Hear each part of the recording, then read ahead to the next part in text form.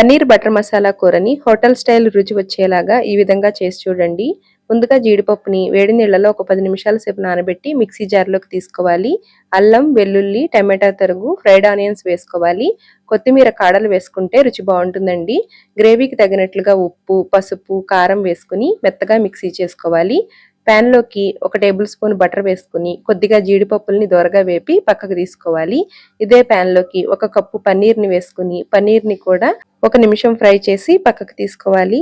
లోకి మరొక 2 టేబుల్ స్పూన్ల బటర్ వేసుకుని చిన్నగా తరిగి పెట్టుకున్న వెల్లుల్లి, ఉల్లి తరుగు వేసుకోవాలి. ఫ్లేమ్ని లోలో పెట్టుకుని ఉప్పు, పసుపు, కారం వేసుకుని బాగా ఫ్రై చేసుకోవాలి. ఇప్పుడు ఇందులోకి మిక్సీ చేసి పెట్టుకున్న మసాలా ముద్దని వేసుకుని కొద్దిగా నీళ్ళను కూడా వేసుకుని బాగా కలుపుకోవాలి.